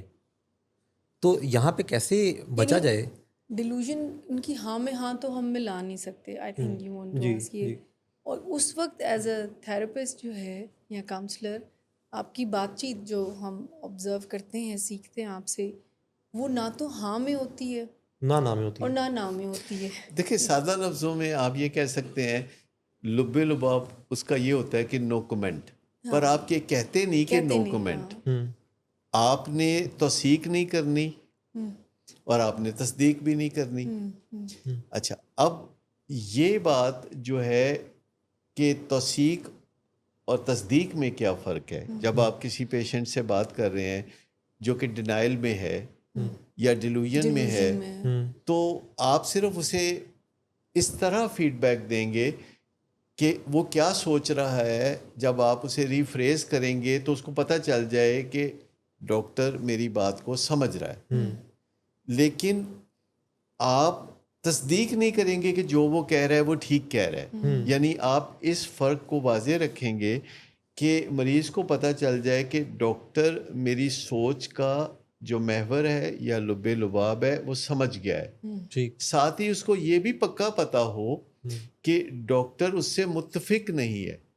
لیکن میں یہ بھی ساتھ کہنا چاہ رہا ہوں کہ جب کوئی ڈینائل میں یا ڈیلوژن میں ہوتا ہے تو آپ اس کو رد بھی نہیں کرتے, آپ اسے غلط بھی قرار نہیں دیتے. آپ اسے کہتے ہیں کہ یہ جو ریالٹی آپ سمجھ رہے ہیں, جہاں تک میں انڈرسٹینڈ کر پایا ہوں آپ کی بات چیت سے اور بیہیویئر سے, وہ یوں ہے. اور آپ اس میں یہ تھوڑا سا شائبہ پیدا کر دیتے ہیں کہ آپ ایسا سمجھ رہے ہیں, یہ مجھے پتہ ہے, پر میں اس سے متفق نہیں ہوں اور نہ ہی میں اس کی تصدیق کر رہا ہوں. توثیق کا مطلب ہے کہ دوسرے کو لگے کہ آپ نے توجہ سے ان کی بات سن لی ہے, جو کہ آپ پھر ریفریز کرتے ہیں ایسے انداز میں جس سے متفق ہونے کا تاثر نہیں ابھرتا, ایک شائبہ اختلاف کا نظر آتا ہے احترام کے ساتھ. اور تصدیق یہ ہے کہ آپ کسی کو کہتے ہیں کہ جو باتیں آپ کہہ رہے ہیں میں وہ ایسے سمجھتا ہوں کہ آپ یہ کہہ رہے ہیں اور میں اسے درست بھی سمجھتا ہوں, ایگری کر رہے ہیں. اس میں تو پھر بڑی مہارت چاہیے ہوگی کہ کوئی انسان جو ہے وہ, جیسے کہ کاؤنسلنگ کی جو پوزیشن ہے, کیونکہ پیشنٹ جو ہے وہ تو اس کو یوز کر سکتا ہے, وہ اس کو یوز کر, کیونکہ وہ آپ کو پروفیشنل جان رہا ہے. تو یہ تو پھر اس میں جیسے کہ مجھے آپ کی بات سے یہ تاثر بھی ملا کہ اس میں پیچھے جو روح ہے اس ساری بات کی وہ ایمپتھی سے نکلتی ہے. ایمپتھی سے تو کام شروع ہوتا ہے نا. اصل بات یہ ہے کہ جب آپ کسی ایسے بندے سے بات چیت کر رہے ہیں جو کہ ریالٹی کے ساتھ ٹچ میں ہے, جس کو پتہ ہے اپنی حقیقت کا اور اپنے ارد گرد ہونے والے معاملات کا, تو یہ تو آسان ہے. لیکن جب آپ کسی ایسے بندے کے ساتھ کاؤنسلنگ کر رہے ہیں کہ جو ڈیلوژنل ہے, یعنی جس کے خیالات جو ہے حقیقت سے بہت دور ہیں, قابل تصدیق نہیں ہے, اور جس کا موڈ اور مزاج بہت ایکسائٹمنٹ کی طرف ہے اور ریئیکشن کی طرف ہے, اور آپ کو یہ بھی خدشہ ہے کہ ابھی پانی کا گلاس جو ہے وہ اٹھا کے دیوار پہ پٹک دے گا یا آپ کو کوئی ایسی بات کہہ دے گا جو کہ نامناسب نظر آتی ہے, تو پھر جو ڈیلوژنل کسی شخص کے ساتھ آپ جو بات چیت کرتے ہیں یہ ذرا تھوڑی سی ٹرکی ہوتی ہے. اس کو ہم ڈیلوژنل کاؤنسلنگ کہیں گے کہ ایسے کسی بندے سے بات کرتے ہوئے جو بھی بات آپ کریں گے کاؤنسلنگ کے زمرے میں، اس میں آپ کو پتہ ہوگا کہ اس بندے کی ریالٹی کیا ہے، اور اس بندے کی ریالٹی کو انڈرسٹینڈ کرتے ہوئے، توثیق کرتے ہوئے، پر تصدیق نہ کرتے ہوئے آپ اس کے ساتھ بات چیت کریں گے.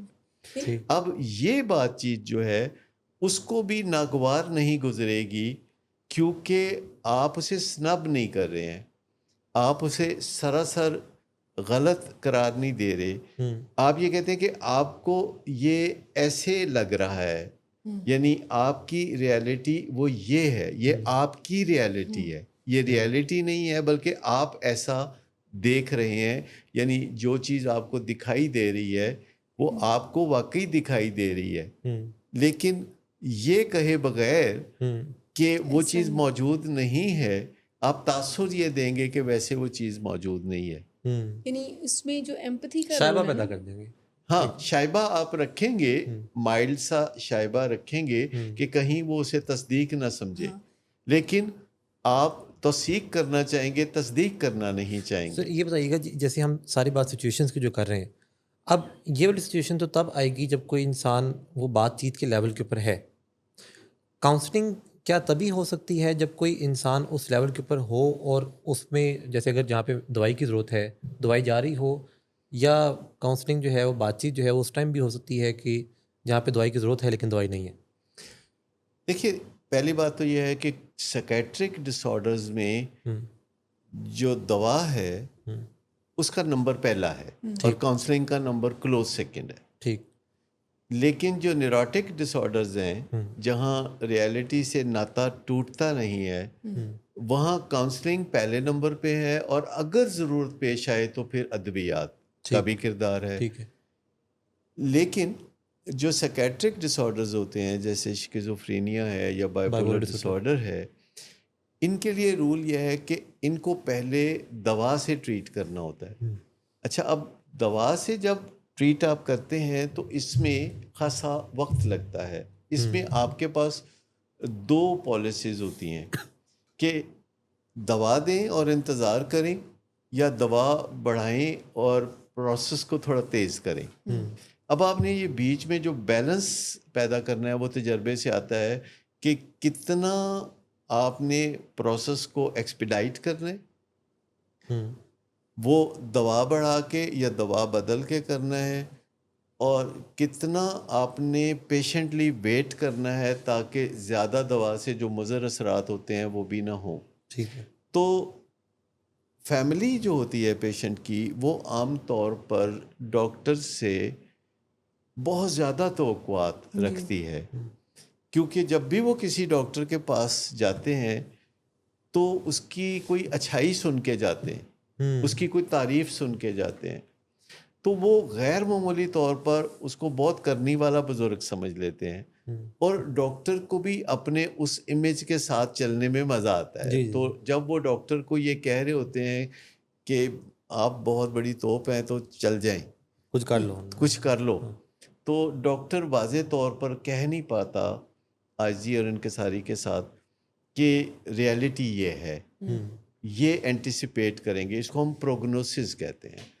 یعنی جب آپ کوئی ڈائگنوسس کرتے ہیں تو اگلی اسٹیج پھر آتی ہے جب کوئی فیملی ممبر پوچھتا ہے کہ ڈاکٹر صاحب ٹھیک ہو جائے گا ہمارا مریض، یا کتنی دیر میں ٹھیک ہو جائے گا، تو آپ پھر حقائق بتاتے ہیں. آپ بتاتے ہیں کہ یہ اس میں یہ مراحل آئیں گے، پھر ایسا ہوگا، پھر ایسا ہوگا، پھر ایسا ہوگا. اگر آپ کی پریڈکٹیبلٹی اچھی ہے اور آپ اچھا اندازہ لگا سکتے ہیں تو فیملی کو آپ سے پھر گلہ شکوہ نہیں ہوگا. جیسے کوئی ڈائبٹیز کا مریض ہے تو آپ اسے انسولین تجویز کرتے ہیں، تو آپ ہائپوگلائسیمیا یعنی شوگر لو ہونا جو کہ علاج کا ہیزرڈ ہے اس کے بارے میں بھی بات کریں گے.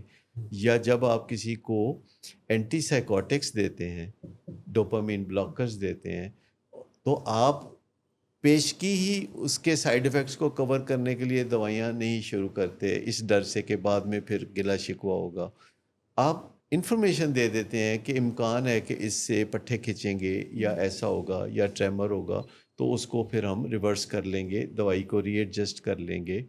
کیونکہ اگر ہم پیشگی سائیڈ افیکٹس کور کرنے والی دوائیاں دیں گے تو جو مین ایفیکٹ ہے جس کے لیے آپ نے دوائی دی تھی وہ بھی ریورس ہوگا اور آپ کو ڈوز بڑھانی پڑے گی. سو ڈاکٹر کو جو ہے خوف سے آپریٹ نہیں کرنا چاہیے، ڈر سے آپریٹ کرنا چاہیے پر خوف سے نہیں کرنا چاہیے. ڈر ایک ریئل چیز ہے ٹھیک، کہ اگر کسی دوا کا کوئی سائیڈ افیکٹ ہے تو ڈاکٹر کو اس سے ڈرنا چاہیے. لیکن اگر وہ سائیڈ افیکٹ جو ہے بڑی آسانی سے آپ سمجھتے ہیں اور ریورس کر سکتے ہیں تو پھر خوف زدہ نہیں ہونا چاہیے. خوف ایک ان ریئل چیز ہے، جیسے ارریشنل ہے، جہاز میں بیٹھنے کا خوف ہوتا ہے حالانکہ جہاز بڑا سیف ہوتا ہے. تو ایسی چیزیں جن میں جیسے اگر آپ کو یہاں سانپ نظر آئے زہریلا تو آپ کا ڈرنا بالکل بنتا ہے. لیکن اگر آپ ٹی وی کی سکرین پہ سامنے دیکھتے ہیں کہ کوئی سانپ چل رہا ہے تو آپ کو اگر پسینے چھوٹ جاتے ہیں تو یہ خوف کی علامت ہے. سر کسی بھی پروفیشنل کے لیے آپ نے کہا کہ بہت دفعہ ڈاکٹرز کے بارے میں لوگوں کا خیال بہت ہائی ہوتا ہے، تو وہ اس چیلنج کی وجہ سے وہ بات جو کہ بتانی چاہیے پیشنٹس کو وہ نہیں، جیسے آپ نے ڈائبٹیز کی بات کی، یا خاص کر کے جو ہمارے پیشنٹس ہوتے ہیں جو سائیکیٹری کے چیلنج کے ساتھ ہوتے ہیں، تو ان کو تو فیکٹس بتانا مجھے لگتا ہے کہ بہت ہی زیادہ ان کی فیملی کو اور ان کو اسٹیپ بائی اسٹیپ. اب یہ نہیں ہو سکتا کہ ایکٹیو ڈیلوژنل اسٹیٹ میں آپ اس کو کنفرنٹ کر دیں کیونکہ وہاں دوائی کا رول ہے. جیسے ہی دوائی اس کی بایو کیمسٹری کو لیول پہ لے کر آتی ہے اور پیشنٹ ریسیپٹیو ہوتا ہے، ریالٹی سے کانٹیکٹ کرنا شروع کرتا ہے، تو وہ سٹیج ہوتی ہے کہ پھر ان کو ایجوکیٹ کیا جائے، یعنی کاؤنسلنگ کا رول آنا شروع ہو جاتا ہے. آپ نے بالکل ٹھیک کہا کہ زیادہ تر ڈاکٹر شائع فیل کرتے ہیں کہ مریض کی فیملی کو یا مریض کو حقائق بتائے جائیں. وہ چاہتے ہیں کہ تھوڑا سا منیمائز کر کے بتائیں تاکہ مریض کو کہیں صدمہ نہ ہو. وہ سمجھتے ہیں کہ مریض کو اگر ہم تھوڑا بھی بتا دیں گے تو وہ زیادہ سمجھ جائے گا. جیسے کہ آپ کو ٹچ آف ڈائبٹیز ہے، there is nothing like touch of diabetes. یا ہم کہیں کہ ٹچ آف شکیزوفرینیا ہے تو ٹچ آف شکیزوفرینیا کوئی چیز نہیں ہوتی. اس میں اصول یہ ہے کہ اگر آپ حقائق بتاتے ہیں اور عاجزی اور انکساری سے بتاتے ہیں، درد دل کے ساتھ بتاتے ہیں، تو پھر لوگ بڑی تیزی سے ایڈجسٹ کر جاتے ہیں. 5-7 دن میں لوگ خود بھی انٹرنیٹ پہ جا کے اس کو اسٹڈی کر رہے ہوتے ہیں اور آپ سے 2 ہاتھ آگے چل رہے ہوتے ہیں. لیکن اگر آپ انہیں منیمائز کر کے بتائیں گے، اگر آپ انہیں کم کر کے بتائیں گے تو وہ اس کو رجسٹر ہی نہیں کریں گے، اور بعد ازاں جب ان کو نقصان ہوگا تو آپ کا وہ جو سارا بھرم تھا جو آپ نے بڑی مشکل سے بنایا تھا وہ دھڑام سے نیچے آ گرے گا. ڈاکٹرز کو عاجزی اور انکساری کا دامن ہاتھ سے نہیں چھوڑنا چاہیے. اگر کوئی آپ سے سوال کرتا ہے تو بطور ڈاکٹر آپ کو جو صحیح جواب سمجھ میں آتا ہے وہی بتانا چاہیے. You should be true to yourself. اگر آپ کو نہیں پتہ تو آسان ترین جواب یہ ہے کہ مجھے اس بات کا نہیں پتہ. اگرچہ آپ کے کلائنٹس بعض اوقات بہت حیرت سے آپ کو دیکھتے ہیں، اچھا آپ اتنے بڑے ڈاکٹر ہیں آپ کو نہیں پتہ، تو آپ بتا دیں کہ سب چیزوں کا اب کسی کو بھی نہیں پتہ. اب علم ایک اتنا وسیع سمندر ہے کہ ہر کوئی کنارے پہ ہے. اچھا میں آپ کو بتاؤں کہ جب آپ 4 چیزوں کے بارے میں کہتے ہیں کہ مجھے پتہ ہے اور 2 چیزوں کے بارے میں کہتے ہیں کہ مجھے نہیں پتہ تو آپ کی کریڈیبلٹی بنتی ہے. بالکل. لیکن اگر آپ ہر چیز کے بارے میں یہ ظاہر کرتے ہیں کہ آپ کو سب پتہ ہے تو پھر کلئی کھل جاتی ہے. پھر لوگ جو ہیں وہ جان لیتے ہیں کہ آپ درست نہیں کہہ رہے. سو فیکچول ہونا، ہمبل ہونا اور اصل بات کرنا آخر کار آپ کی کریڈیبلٹی کو بڑھاتا ہے اور آپ کے کلائنٹس کے درمیان ایک اعتماد کا رشتہ گہرا ہوتا جاتا ہے. جیسے وقفے لینے سے بھی کریڈیبلٹی بڑھتی ہے. لوگ دیکھتے ہیں کہ اچھا ان کے پاس ایڈ بھی آتے ہیں تو یہ جانا پہچانا شو ہے. تو جو کہ ہے تو ہم وقفہ لیتے ہیں، واپس آتے ہیں، بات کو آگے بڑھاتے ہیں.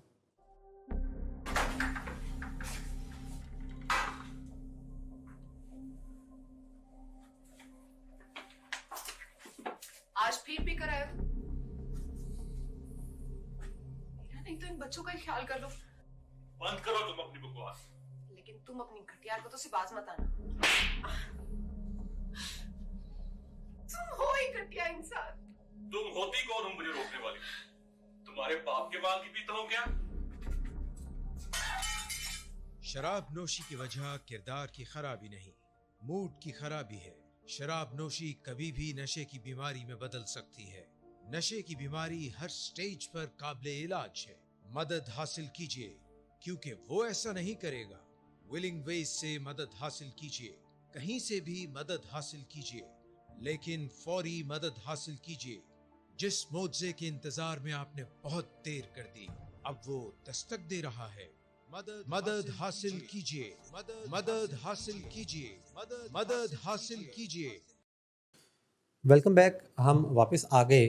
सर, आज जो मौज़ूआत इन डिस्कशन है उसमें अभी हमने एम्पैथी की भी बात की, हमने डेवलपमेंटल लेवल की भी बात की। D2 के बारे में वो जो हम पहले बात कर रहे थे, अक्सर ऐसा होता है कि फैमिलीज D2 पे खड़ी होती हैं, अक्सर ऐसा होता है कि कोई पेशेंट D2 पे खड़ा है, अक्सर किसी जगह पे मातहत D2 पे खड़ी होती है, खड़ा होता है, अक्सर कहीं पे शादी होती है, आप एग्जांपल दे रहे थे, तो वो जो बहू होती है वो D2 पे खड़ी होती है। ममालिक D2 पे खड़े होते हैं कि किसी नए मुल्क ने आज़ादी हासिल की, अब वो जो आज़ादी जो हासिल कर ली वो तो बड़ा बेहतरीन हो गया, लेकिन जब मुल्क चलाना पड़ा तो वो वहाँ पे ये D2 की जो वल्नरेबिलिटी है, इसमें फिर कोई इंसान किस तरह से सारी चीज़ों को समेट के इस तरह से चले कि वो D3 और D4 की तरफ आए? देखिए, प्रोएक्टिव अप्रोच इसी को कहते हैं कि आप एंटिसिपेट कर सकें कि आगे एक ऐसी स्टेज है जो कि एक्चुअली तरक्की की स्टेज है, लेकिन बंदा डीमोटिवेटेड होकर तनज़्ज़ुली की स्टेज पे समझ रहा है। जैसे अक्सर आप देखते हैं कि हमारे यहाँ ये किंग एडवर्ड के ग्रेजुएट्स आते हैं तो वो तकरीबन 4 साल हमारे साथ चलते हैं और बीच बीच में वो इम्तिहान देने के लिए जाते हैं, USMLE 1 2 3 मैचिंग, ये बात वो बात सारा कुछ। तो वो इतना लंबा खूबसूरत जर्नी करके आए होते हैं और बहुत ही ज़बरदस्त डॉक्टर बन चुके होते हैं, लेकिन जो करंट मुश्किलात हैं, उनकी जो फाइनेंशियल मुश्किलात हैं या फर्दर एजुकेशन की जो मुश्किलात हैं, जो हर्डल्स की तरह उन्हें बहुत पहाड़ नज़र आती हैं, उसकी वजह से वो डीमोटिवेटेड होते हैं और जो कुछ पॉजिटिविटी उन्होंने ज़िंदगी में एक्यूमुलेट की होती है, जो कुछ औसाफ इकट्ठे किए होते हैं, जो कुछ खूबियाँ उनके अंदर बदरजा तुम मौजूद होती हैं, वो यकसर महसूस नहीं कर रहे होते। और फिर मैं उनको मोटिवेट करता हूँ कि बहुत सारी चीज़ें आपकी ज़िंदगी में ठीक चल रही हैं, ये 1-2 पहलू हैं जो कि वक्ती तौर पर हैं, ट्रांजिएंट हैं, ये ठीक हो जाएंगे। और फिर मैं उन्हें पुरजोश बनाता हूँ और वो 3-4 साल मेरे साथ इस तरह गुजार के जब जाते हैं तो आगे फिर उनकी ज़िंदगी बेहतर से बेहतर होती चली जाती है। मुझे आज भी याद है, कुछ डॉक्टर्स मेरे साथ 25 साल पहले काम करते थे, अब अमेरिका में उनका बड़ा नाम है, वो अपने जहाज़ लिए उड़ते फिरते हैं और वो ज़बरदस्त गाड़ियाँ और पता नहीं क्या कुछ, उनके हालात देख के बहुत दिल खुश होता है। लेकिन मुझे अच्छी तरह याद है कि जब वो मेरे पास जॉब कर रहे थे तो उनके चेहरे उदास थे, चेहरों पे जो यासियत तारी होती थी, तो मैं उनको मोटिवेट करता था। तो अब तकरीबन ऐसे हो गया है कि जो किंग एडवर्ड के ग्रेजुएट्स हैं उनके लिए फ़र्स्ट चॉइस बन गया है कि उन्होंने विलिंग वेज में ज़रूर आना है। और हमारे लिए बाज़ औक़ात बहुत मुश्किलात पैदा होती हैं क्योंकि हमारे पास जो टोटल असामियाँ हैं वो कोई 40 के करीब है। अब 40 डॉक्टर से ज़्यादा हम हायर नहीं कर सकते क्योंकि हमें अपनी एक टीम को स्ट्रक्चर में रखना होता है।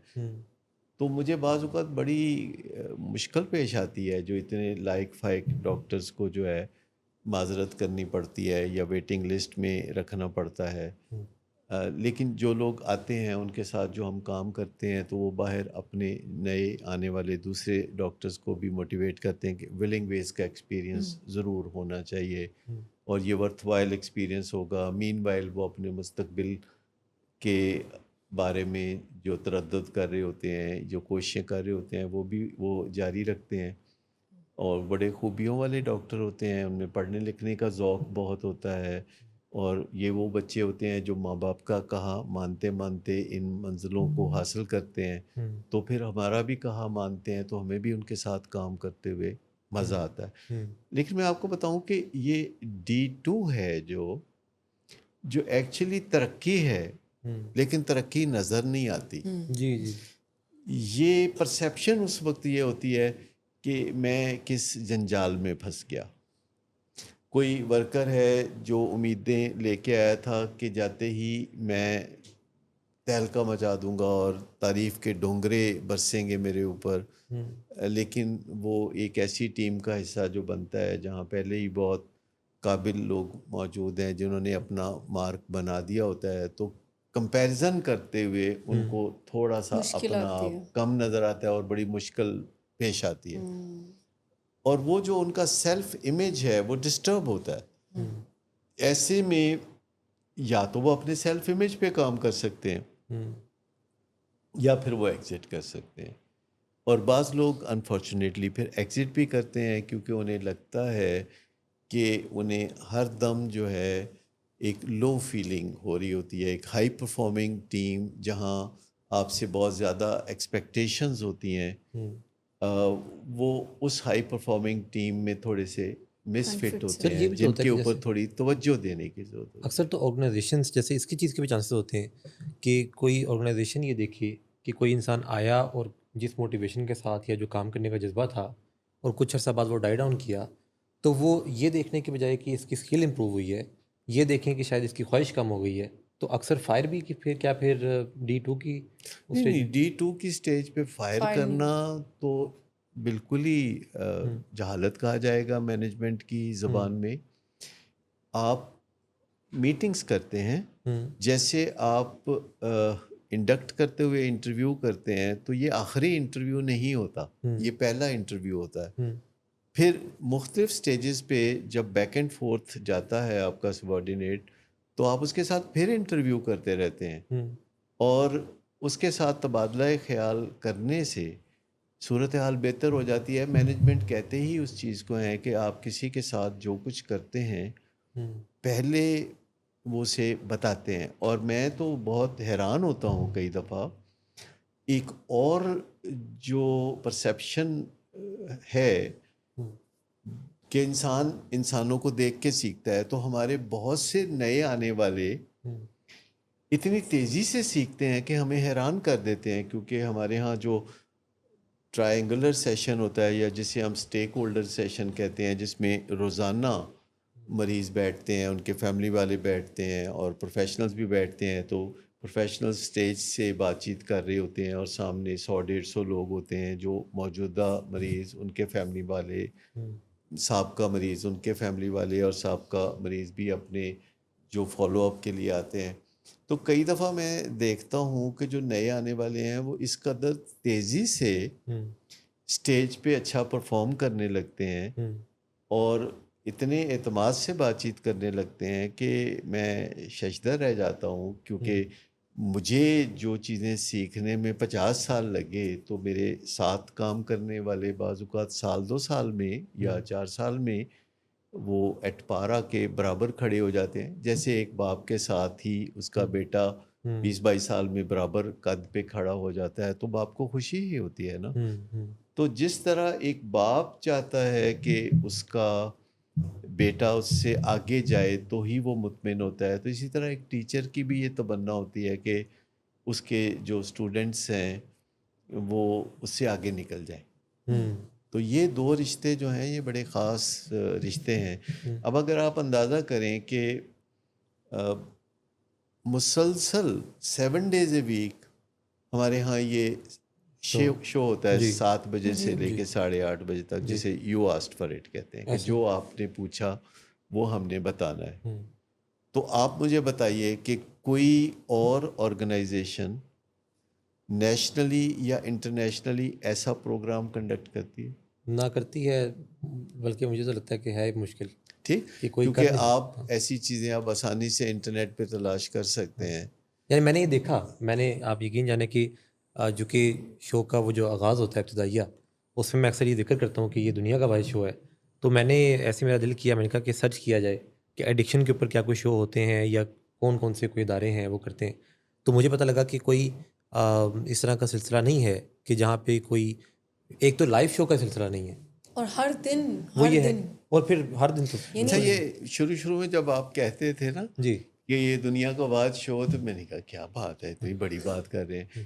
پھر میں نے غور کیا تو مجھے پتہ چلا کہ آپ ٹھیک کہتے ہیں. جی جی تو اس میں پھر میں نے بھی سرچ کیا، تو جو اسٹیک ہولڈر سیشن ہے یا ٹرائنگولر سیشن ہے جس میں پیشنٹس ہوں، فیملیز ہوں اور پروفیشنلز ہوں اکٹھے بیٹھنا، یہ کہیں بھی نہیں پایا جاتا. جی ایسے ہی یہ ایک یونیک فیچر ہے ولنگ ویز کا. ایسے ہی وہ جیسے کہتے ہیں نا شیر گھاس اور بکری کو دریا پار کروانا، تو مطلب اس میں شیر گھاس اور بکری والا معاملہ ہے. جی اور یہ جو اس میں گھاس ہم لوگ ہوتے ہیں ٹھیک.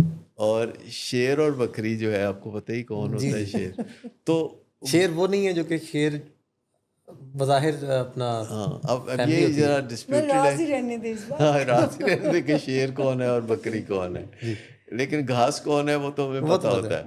وہ کلیئر. تو میں آپ کو بتاؤں کہ یہ جو کراچی کے پروفیشنلز کرتے ہیں اسلام آباد جو ہفتے میں 2 دن ہوتا ہے، اور اسلام آباد سے شو ہوتا ہے تو وہاں کے جو پروفیشنلز ہیں، سائیکیٹرسٹ ہیں یا کاؤنسلر ڈاکٹرز یا سائیکالوجسٹ ہیں، وہ کرتے ہیں. اور لاہور سے یہ شو جو ہے ہفتے میں 3 دفعہ ہوتا ہے، تین دفعہ ویسے شو ہوتا ہے. اور چوتھا جو اتوار والے دن جو ہے وہ سب کا جی جو جسے کہتے ہیں best of you asked for it ایک طرح سے ہوتا ہے، وہ آتا ہے. اور اس کے علاوہ ایک شو ہے جو کہ ہفتے کو محسن نواز کرتے ہیں ہفتے کی دوپہر کو، جی کہ آؤ ولنگ ویز سے باتیں کریں، جس میں مس جہارا ساتھ ہوتی ہیں اور وہ دونوں بہت ہی دلکش انداز میں زندگی کی عمومی باتیں جو ہیں جی وہ ناظرین تک اس پہنچاتے میں ہیں. کالس کا سلسلہ اور باقی ساری سر چیزیں. مینٹل ہیلتھ ڈے پہ ہی یہ زیادہ تر میں جو بات کرنا چاہ رہی تھی وہ یہ کہ ہم ڈیلی بیسس پر اس اویئرنیس کو کریٹ کرتے ہیں جو ذہنی صحت سے تعلق رکھتی ہو، بیماریاں، ان کا علاج، اور جو بھی اپ ڈیٹڈ سائنٹیفک نالج ہے، تو ہماری کوشش ہے کہ وہ عوام تک جائے. لیکن نارمل میں نے دیکھا ہے کہ مینٹل ہیلتھ ڈے پر ہی مینٹل ہیلتھ کی بات ہوتی ہے. ابھی کل ہی کوئی 3-4 تو پوسٹ سال میں ایک دفعہ ہوتی ہے. جو کہ کل ایک ایسا دن تھا کہ میں نے 6 چینلز پہ بات چیت کی اس بارے میں، جو ریکارڈڈ تھی یا لائیو تھی، اور ایک یونیورسٹی میں جا کے بات کی، لاہور گیریزن میں بات کی، اور وہاں کوئی دوسرے مقرر تھے جو کہہ رہے تھے کہ ہمارے جو حالات ہیں، جیسے لوگوں کو حالات بڑے خراب نظر آتے ہیں پاکستان کے، ہمارے جو حالات ہیں اس میں کوئی چیز سیلیبریٹ کرنا مناسب نہیں لگتا. تو میں نے کہا باقی چیزوں کا تو مجھے پتہ نہیں، لیکن مینٹل ہیلتھ ڈے سیلیبریٹ کرنا یعنی ذہنی صحت کا عالمی دن منانا بہت ضروری ہے، کیونکہ ہم مناتے اس چیز کو ہیں جو روٹھی ہوئی ہوتی ہے. تو ذہنی صحت ہم سے روٹھی ہوئی ہے تو اس کو منانے کی ضرورت ہے. ویسے بھی جو ہم کہتے ہیں سالگرہ منانا یا عید منانا یا نیا سال منانا، تو ایکچولی ہم انسان صدیوں سے روٹھے ہوئے ہیں، اور یہ کوئی اندر ایک اوریجنل پین ہے جو ہمیں قرار نہیں لینے دیتی. تو پھر ہم بہانے ڈھونڈتے ہیں کہ کسی طرح خوش ہو جائیں، تو اس کو ہم منانا کہتے ہیں. لیکن اگر ہم اپنے آپ کو منانا، اپنے آپ کو آپٹیمم پوزیشن میں رکھنا، اپنے آپ کو زون میں رکھنا، یا ٹف نروس کے ساتھ زندگی گزارنا اگر ہم سیکھنا چاہتے ہیں، تو یہ کوئی زیادہ تردد اور مشکل والا کام نہیں ہے آج کے زمانے سر میں. مینٹل ہیلتھ کا خیال تو ہمیں ہر روز رکھنے کی ضرورت ہے، اور ڈے ہو یا نہ ہو، اس کی فکر، اس کی نگہداشت تو مجھے لگتا ہے کہ وہ ٹاپ پرائرٹی پر. ایگزیکٹلی میں خود یہ دیکھ رہا تھا کہ وہ کل جب 3-4 پوسٹ میں دیکھیں کہ مینٹل ہیلتھ کے اوپر، تو مجھے ہوا میں کہا اسی طرح روز ہے گل کرنے کہ اس چیز کی تو ضرورت ہے کہ روز بات کی جائے کہ جیسے جسمانی صحت ہے ذہنی صحت بھی. اور میں آپ کو بتاؤں کہ بہت سی اویئرنیس بھی پیدا ہوئی ہے جی پچھلے خاص طور پر 15 سال سے جب سے ہم پروگرام کر رہے ہیں یو آسک فار اٹ، اور پھر مارننگ شوز میں جی میری شرکت بہت زیادہ رہی پچھلے 30-35 سال سے. جی جی تو اب چونکہ یوٹیوب پہ سارا وہ خزانہ محفوظ ہے، کوئی 11,000 کے قریب ویڈیوز ہیں جس میں کچھ لوگ ذرا مختصر دیکھنا پسند کرتے ہیں تو 90 سیکنڈ کی جو ریلز ہیں، ریلز پھر کچھ شارٹس. لوگ ذرا زیادہ تفصیل سے جاننا چاہتے ہیں تو اسی میں لنک ہوتا ہے. اور پھر اس کے علاوہ جو ہے ہمارے تفصیلی جو پروگرام ہوتا ہے یو آسک فار اٹ، اس کا ایڈیٹڈ ورژن اور ان ایڈیٹڈ ورژن دونوں موجود ہوتے ہیں. Stake holder session. Stake holder sessions موجود ہوتے ہیں. تو اگر ہم اپنی زندگی کو سہل بنانا چاہتے ہیں تو یہ جو وقت کی انویسٹمنٹ ہے جو ان ویڈیوز کو اور کتابوں کو پڑھنے میں آپ کو کرنا پڑتی ہے، تو یہ ساری ریمبرس ہو جاتی ہے. آپ کا اطمینان بڑھ جاتا ہے، آپ کا منافع بڑھ جاتا ہے، آپ جو کام بھی کرتے ہیں اس میں آپ کو مزہ آنے لگتا ہے. 21ویں صدی ہے یہ، تو یہ خیال رکھنا پڑے گا کہ اس کی پیس کے ساتھ چلنا ہے. اگر ہم ڈریگ کر رہے ہوں گے پیچھے تو پھر بہت بے چینی پیدا ہوتی ہے. 100 سال پہلے جن سکلز کے ساتھ انسان دنیا میں اچھی زندگی گزار سکتا تھا وہ سکلز اب کافی نہیں ہیں. ہمیں ہر گزرتے لمحے وقت کی رفتار کے ساتھ چلنا ضروری ہے، لیکن اس میں ایفرٹ لیسنس بہت ضروری ہے کہ ہم کسی تھکاوٹ کا شکار نہ ہو یا ہمیں زور نہ لگانا پڑے، کیونکہ جہاں وقت کی رفتار تیز ہوئی ہے وہاں ٹیکنالوجی کس قدر مدد کو آ گئی ہے، اور انسانوں کے درمیان جو مدد کا لین دین ہے وہ کتنا زیادہ ہو گیا. یعنی دیکھتے ہی دیکھتے کلچر بدل رہے ہیں، دیکھتے ہی دیکھتے جو ہیں ہمارا لائف سٹائل بدل رہا ہے اور فار دی بیٹر بدل رہا ہے موسٹلی، لیکن کہیں کہیں کباختیں بھی ہیں، کیونکہ چند چیزیں ہیں جو ابدی سچائیاں ہیں کہ آپ کو نیند تو بہرحال 8 گھنٹے پوری کرنی ہے، چاہے ٹیکنالوجی بہت زیادہ ہو، لیکن سونا اپنے لیے آپ نے خود ہی ہے، جیسے سانس آپ نے خود ہی لینا ہے. ایکسرسائز آپ کو کرنی ہی ہوگی، چاہے ٹیکنالوجی آپ کو کہے کہ آپ کوچ پوٹیٹو بن کے بیٹھے رہیں، لیکن ایکسرسائز آپ کو کرنی ہے.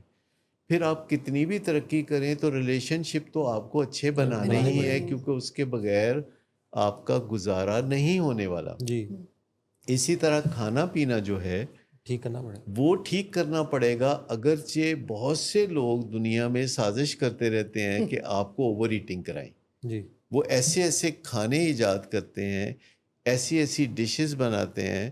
میرے دیکھتے ہی دیکھتے لاہور میں 50 سال کے اندر اندر ایسے لاجواب کھانے آ گئے ہیں کہ اب آپ کو ہاتھ روکنا مشکل ہو جاتا ہے. لیکن آپ یہ چاہیں تو اپنے اندر اختیار حاصل کر سکتے ہیں کہ آپ ضرورت کے مطابق کھائیں، ہر چیز کھائیں، اور ڈھیر ساری نہ کھائیں، کیونکہ اگر آپ چکھ لیتے ہیں تو باقی سارا ایکشن ریپلے ہے. تو اگر آپ کا خیال ہے کہ آپ 2 پلیٹیں کھائیں گے تو کھا لیں گے، آپ 2 پلیٹوں نے بھی ختم ہو جانا ہے اور تیسری کی خواہش رہے گی. لہذا بہتر یہ ہے کہ اتنا کھائیں جتنا کہ آپ کو لطف آئے، کیونکہ جو ہی آپ کھانا شروع کرتے ہیں تو آہستہ آہستہ اس کا لطف پھر کم ہو رہا ہوتا ہے. اور اگر آپ کوئی چیز کھانا شروع کرتے ہیں تو جب آپ کو ابھی بہت زیادہ لطف آ رہا ہوتا ہے تو اگر آپ وہیں چھوڑ دیں تو آپ کی میموری بڑی اچھی ڈیولپ ہوگی. لیکن اگر آپ کھانا شروع کر لیتے ہیں اس آس پر کہ جب کھانا ختم ہو جائے گا یا پھر آپ ختم ہو جائیں گے تو پھر چھوڑیں گے، تو اس کے نتائج اچھے نہیں. سر ہر چیز کا، جیسے کھانے کی بات آپ نے کی، تعلقات کی بات کی، اوور آل کریئر یا پروفیشنل لائف کی بات بھی ہم کریں، مینٹل ہیلتھ تو ٹاپ پرائورٹی پر رہے گی. اگر آپ ان آرڈر ہیں تو ہی آپ اپنی کیپیسٹیز کو بیسٹ پرفارم کر سکتے ہیں. اور اس کا نالج لینا صرف یہی نہیں کہ ہمیں اپنی مینٹل ہیلتھ پہ کام کرنا چاہیے یا سے نو ٹو ڈرگز والی بات. جیسے آپ نے سمپل سے یہ 4 اسٹیپس بتائے ہیں کہ اگر کوئی آج سے بھی اس کا خیال رکھے، واک ایکسرسائز کو اپنی زندگی کا لازمی حصہ بنائے، کھانے پینے میں احتیاطیں ایسے کرے کہ صحیح ٹائم پر صحیح پورشن جو ہے وہ لینا شروع کرے اور بیلنس ڈائٹ کو فالو کرے اور نیند کو کبھی کمپرومائز نہ کرے. یعنی نیند ایک وہ ایسا اہم ایلیمنٹ ہے فار دا مینٹل ہیلتھ کہ اگر آپ اس کو کمپرومائز کرتے ہیں تو میں نے یہ بھی کہیں پہ پڑھا ریسرچ میں کہ آپ کا جینیٹک میک اپ اگر نہیں بھی ہے سائیکیٹرک چیلنج کا تو نیند خراب کرنے سے وہ پرابلم آنا شروع ہو جائے گی. اور تعلقات میں اطمینان اور ان کو پرسکون بنانے کی جدوجہد کرتے رہنا. سو اگر یہ 4 چیزیں کوئی اپنی زندگی میں آج سے بہتر کرنا شروع کرتا ہے تو نہ صرف مینٹل ہیلتھ فزیکل ہیلتھ بھی اس سے بہت بہتر میں آپ کو ہوتی ہے. بتاؤں بہت سے ڈس آرڈرز جن کو ہم جینیٹک ڈس آرڈرز کہتے ہیں، ان 4 چیزوں کی مدد سے آپ جینز کو شکست دے سکتے ہیں. کیونکہ جینز کا فلرش کرنا یا نہ کرنا یہ آپ کے طرز عمل پر ہے. لیکن میں آپ کو بتاؤں کہ جو صحبت کا اثر ہے وہ اتنا اسٹرانگ ہوتا ہے کہ چاہے ہمیں کتنا بھی مان ہو کہ ہم بڑے سمجھدار ہیں، اگر ہماری صحبت اچھی نہیں ہے تو جلد ہی ہم اپنے آپ کو پٹری سے اترتے ہوئے دیکھیں گے. لہذا جینس تو ہم اپنی سلیکٹ نہیں کر سکتے، صحبت سلیکٹ کر سکتے، لیکن صحبت ایک ایسی چیز ہے جو حتمی فیصلہ کرنے والی چیز ہے، وہ ہم اپنے لیے سلیکٹ کر سکتے ہیں. اور اس گمان میں کوئی نہ رہے کہ میں بہت سیانہ ہوں، بہت سمجھدار ہوں، صحبت کا اثر مجھ پر نہیں ہوگا. ایسا نہیں ہے.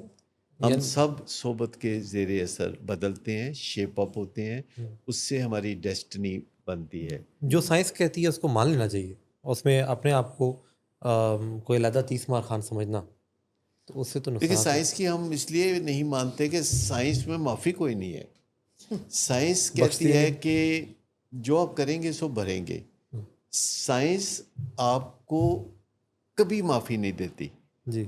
اور اس وجہ سے چونکہ سائنس جو ہے وہ معاف نہیں کرتی تو ہم اس سے بہت گھبراتے ہیں. سائنس ظالم جیسے مجھے بتائیے اسکول میں کون سا ٹیچر ہے جس سے لوگ بدکتے ہیں؟